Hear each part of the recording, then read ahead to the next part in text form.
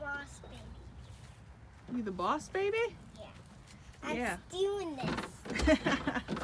So today, Jason and the girls are in the skid here. Do you know what you're doing in the skid today, Selah? Yeah, smoothing these out. Yep, so you're smoothing out, we're smoothing out the berms here. Pretty much just kind of moving the dirt around a little bit. We're getting it prepped and ready for seeding grasses and some wildflowers mixed into there. So we've got this large berm here. And then we've got that berm there. We've got other berms too, but we're going to try to focus on these ones for today. This is bouncy. Is it bouncy there? Yeah. Aww. It's like a trampoline. It is like a trampoline, but except you get to bounce higher. Hiya. And right now I'm actually working on this berm here. We had a ton of sunflowers growing there, so I got all those down in the corn stalks, and now I'm just kind of raking it up, and then we're gonna seed some more. We only did like some annual flower seeds here last year just for instant gratification, which I really regret because over here we did the grasses and the wildflower mixture, and look how amazing that looks. So I think we're gonna kind of do that same thing over here, so that way we can start establishing this area as well. I'm coming to run you over. I'm boss baby. Huh?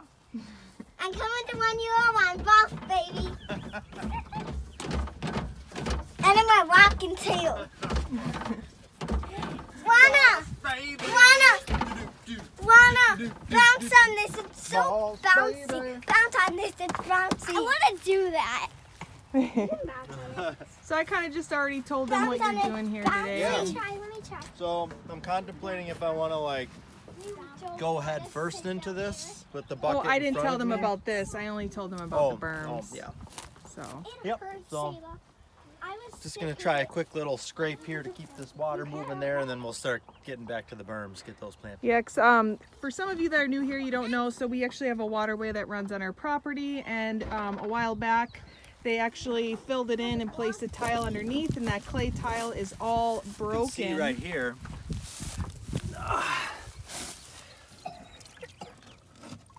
Here's a piece of the tile right here. Whoa, what is that? It's the clay drain tile, and there's a big piece right here.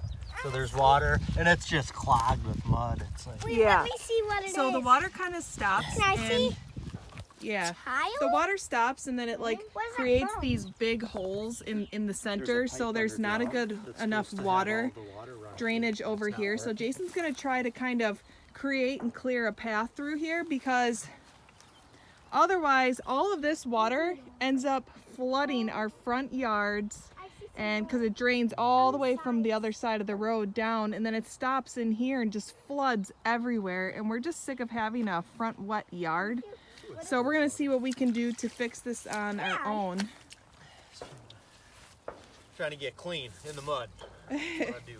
Doesn't usually work that way, hon. No, Here, Daddy. come here. This Let me one- use your shirt. No! Use the grass! Use I'm the kidding. grass! You I'll can go. use the grass. I'll just go wash it. Ready? Yeah, let's see if you can do it. Does it feel cool? Yeah, it feels weird. It's bouncier than a trampoline. Don't hurt me, I'm boss baby.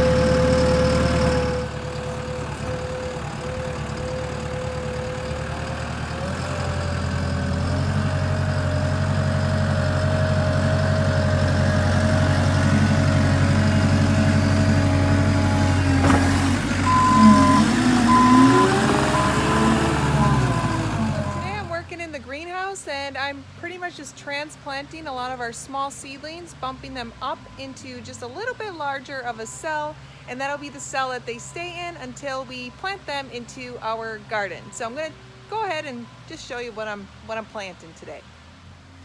So right now I'm planting up our pampas celosia, and once it grows just a little bit bigger, you actually go ahead and pinch the center of the plant, which is right about here, just right on top.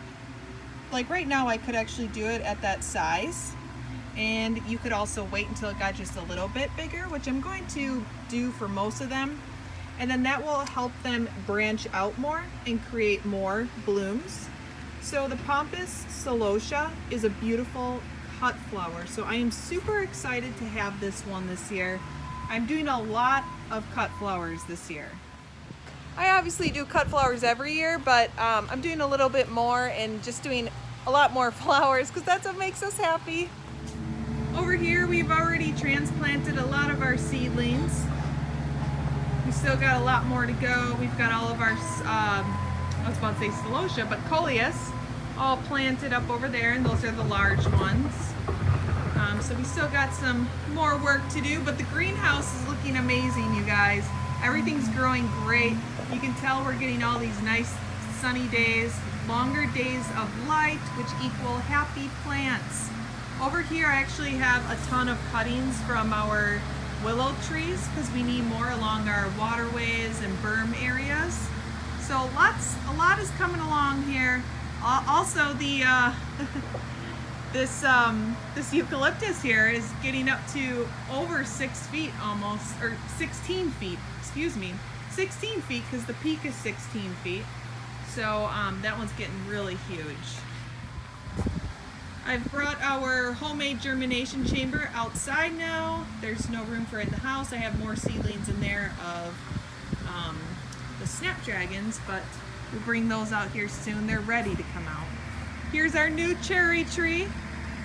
I planted it into a pot because I am not planting it outside until we are free and clear of any chance of frost.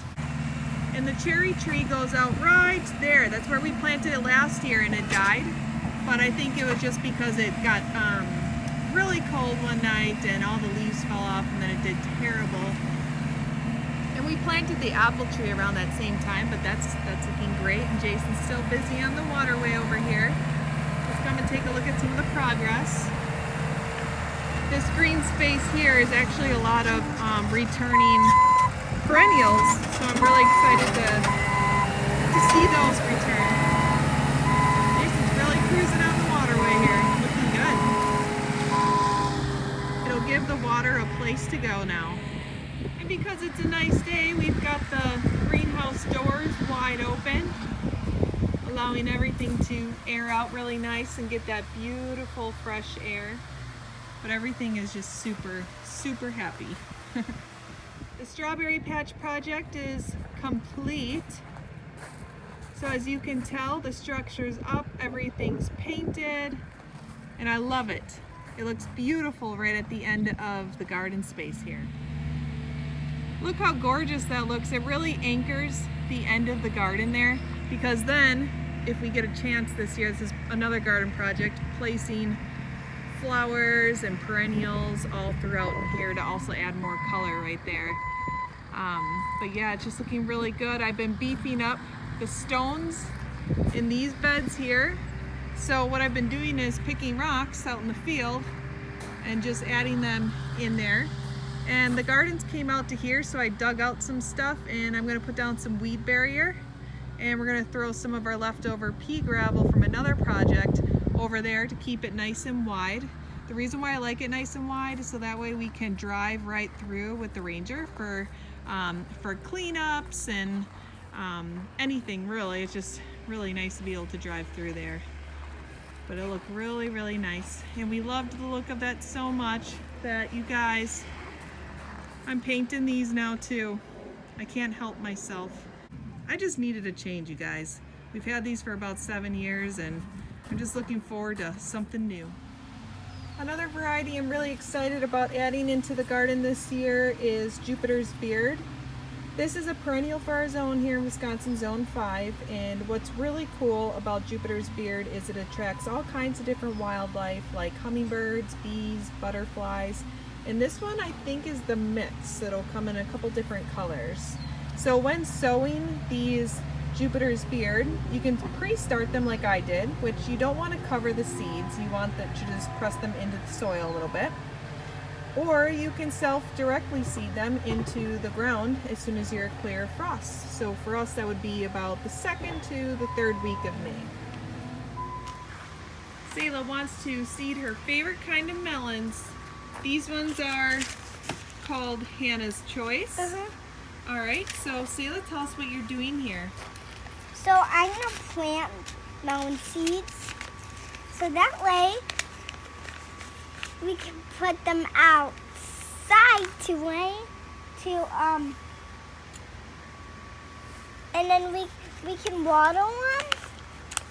Yeah. And then we can eat melons. Yeah, that's right.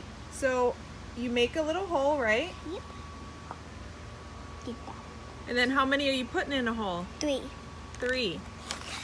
Okay. Okay, now I can dig out. Okay, that should be good. All right, and then do the next one. Okay. Now should we move them so we can water them? Yep. Okay. And right that open spot there. Now I'm gonna grab the next one. Okay. There you go.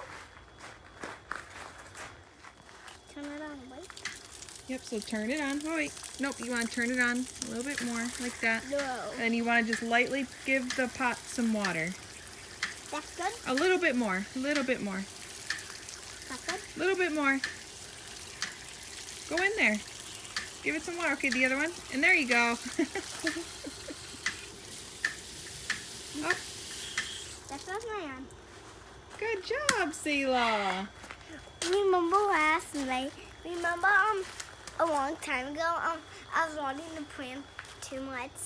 Yep, that's called overwatering when you water it too much, huh? Yep. Yep, okay. Now they're good. Now they'll grow.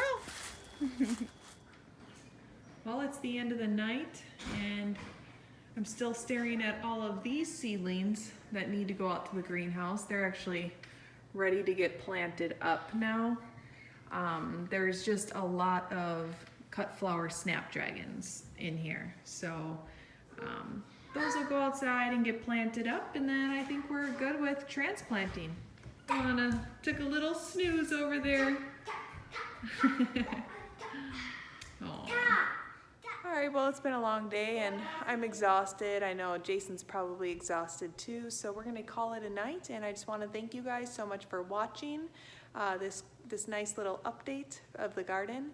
And if you don't already subscribe, feel free to click the subscribe button, and don't forget to click the bell so you don't miss any future videos. Thank you so much, you guys.